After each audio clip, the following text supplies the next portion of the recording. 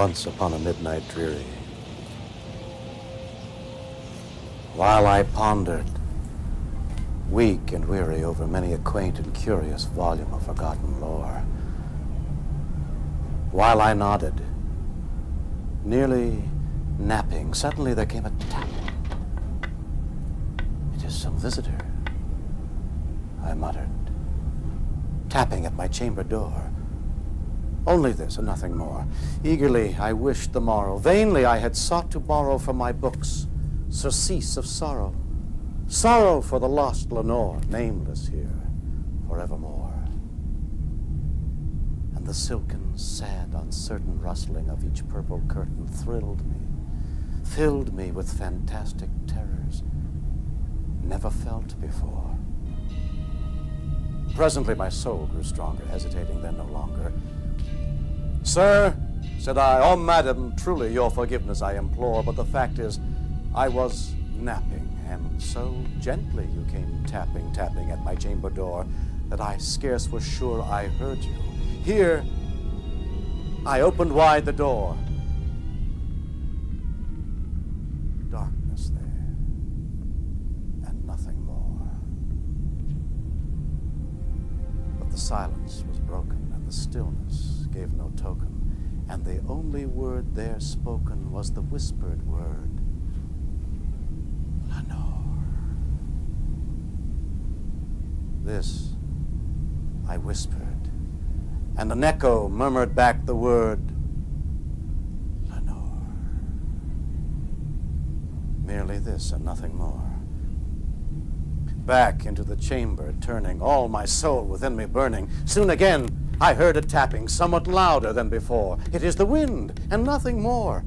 Open here, I flung the shutter, when with many a flirt and flutter, in there stepped a stately raven of the saintly days of yore.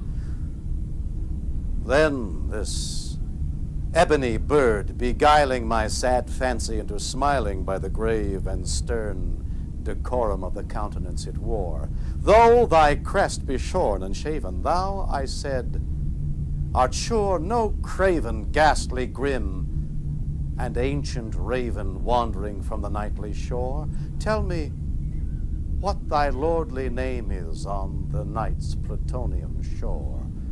Quoth the raven, Nevermore. Then upon the velvet, sinking, I betook myself to linking fancy onto fancy, thinking what this ominous bird of yore, what this grim, ungainly, ghastly, gaunt, and ominous bird of yore meant in croaking, Nevermore. Then methought the air grew denser, perfumed from an unseen censer swung by seraphim, whose footfalls twinkled on the tufted floor.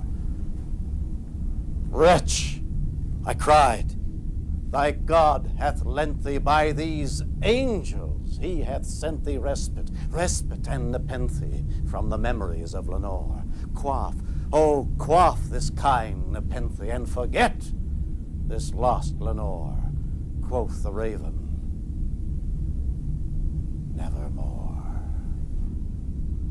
Be that word our sign of parting.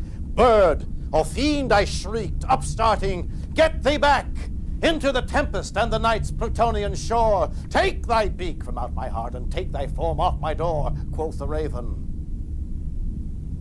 Nevermore. And the raven, never flittering, still is sitting on the pallid bust of Pallas, just above my chamber door, and his eyes have all the seeming of a demon that is dreaming, and the lamplight o'er him streaming throws his shadow on the floor, and my soul, from out that shadow that lies floating on the floor, shall be lifted